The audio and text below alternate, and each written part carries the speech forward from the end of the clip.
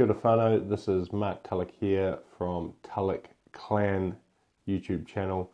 I'm going to be talking about some New Zealand news, a breaking case today, which is the Grace Millane murder case, which is currently in the High Court in Auckland. I'm pretty sure at the moment. Okay, I'm pretty sure that's the court it is in at the moment. Now the facts.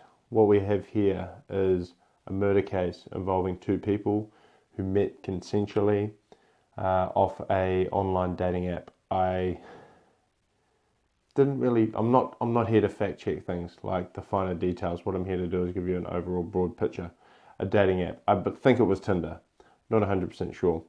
Anyway, they got together consensually. They hung out in the Auckland CBD. I think they went to 3 different venues and had drinks, had a bit to eat. And this is where there was like one little bit of odd behaviour from the stud.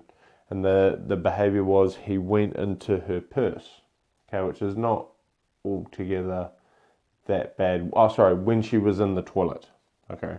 She went to the toilet, he looked in her purse. I don't think it's that bad. He didn't take anything. He was just having a bit of a nosy. Altogether not that bad. Then what happened? They're snogging. I believe they're like kissing. They're getting all up cozy. They consensually go back to his apartment, which is an apartment in Auckland City. Next thing we know, she's murdered. Okay, she's murdered. That definitely took place. Okay, she was murdered. She went missing for a period of time. No one could find her. What's happened in the end is, what's come out is that there's a guy, he's a local dude who met with this lady, Grace Millane, who's a backpacker from Britain, and he took her back, and for some reason he is claiming that it was, I guess, some sort of rough sex or some sort of asphyxiation, consensual asphyxiation gone wrong. Something along those lines, rough sex gone wrong, some sort of thing along those lines. And then he freaked out and panicked, okay? And these are the facts. What he initially stated was that he essentially lied in the first place when he went to the police, and he denied it. He denied that he had anything to do with it. He made up a cover story. He said he was at different places at different times, and the cops are very smart. So what they did is they drilled into the times, and then they've got extensive CCTV footage, of course, okay, tying this all together. So we've got the CCTV footage of them throughout the evening having dinner, and then they've got the CCTV footage of him and her going into the building, and then they've got him coming out. Now, one of the crucial facts was he said that he came to in the morning at around about 10 o'clock, but there was footage of him coming through at around about 8:40. Okay, so there's all of this key stuff where he was caught out lying by the police initially, and he ended up coming in and confessing. Okay, he ended up coming in and confessing and claiming it was a mistake. And I guess from there, that must have been when... Okay, I'm making some assumptions here. I haven't drilled massive deep into the facts, but I'm connecting some dots. I assume that's when he told the police where the body was and they found the body. Okay, they did have I have seen some footage, it might have been images of the suitcase, okay, and where it was buried. It was buried out in the Waitakere Ranges. He buried it in a shallow grave. Okay, so what is the crux of this event in this case? The crux is, on one case we've got the prosecution. The prosecution are basically saying this guy is dodgy. He's got a dodgy character, and we're out to show you that, and that he actually had some sort of drive to perform this killing. Okay, he had some sort of drive or lust or enjoyment or something along those lines. Okay, now what the defense are claiming is that it's just, rough sex gone wrong. Okay, and that he freaked, and all of the behavior afterwards was because he freaked. So what this really comes down to is the behavior after the fact. Okay, and I'll tell you a little bit about some of that behavior. So some of the stuff that he did, which is not looking good for him, is he went on to Google.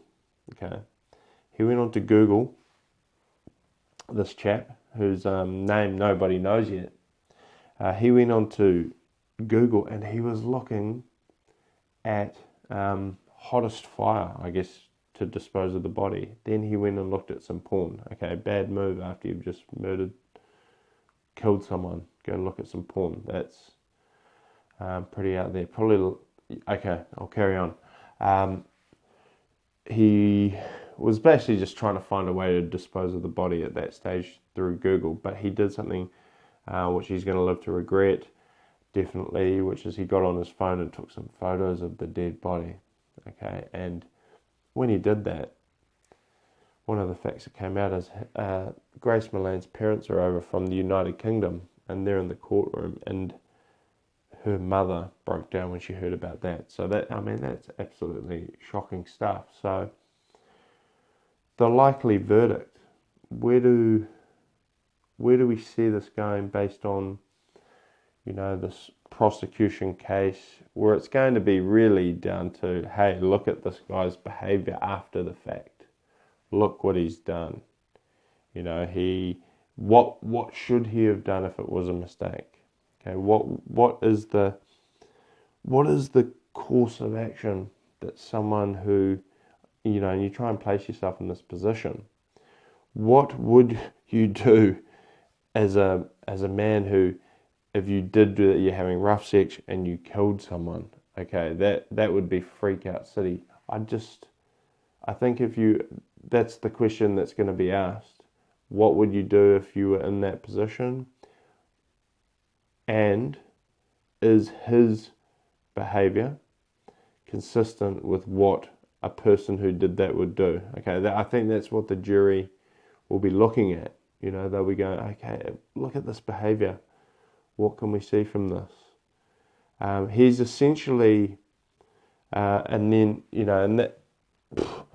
essentially what you can do with this case is tie it together. It looks like he's trying to get away with it, because particularly around the photos, okay, the photos are a big thing. He's trying to keep this little treasure. Okay, I think that's that is the death warrant for this case. I think that is the likely verdict. He is going to be guilty, because it's going to come down to his behaviour and his word and just the things that he's done. Looking in the purse, that the prosecution's already painted that picture. They're looking in the purse, this guy's dodgy. And then also the behaviour around, actually not just going to the police and say, hey, look what I did. The behaviour of, going to all of those lengths, jeepers creepers, to going through that. So it's not looking good for this guy, let's be honest. Okay, whoever he is, and then I guess if he, I'm not sure why we haven't found out the name. What normally happens with the name suppression is the name suppression and this is most cases I've seen in New Zealand, the name suppression normally comes in for these murder cases right at the start, and then once the case is going, normally everyone knows who that person is. Doesn't appear to be the case for this. Must be some circumstance, I don't know. Okay. When I do a follow-up, I'll dig a little bit deeper into this. So all I've really done for this story is give you an overview of some facts, what's going on, and what I believe will be the verdict. And I think it's pushing in towards the guilty. Write in the comments below. Tell me what you think. Subscribe to the channel, TULLOCH Clan. The podcast coming soon. We're getting our gear, getting set up. I'm just here providing you with some content, some commentary to get this channel working. Boom.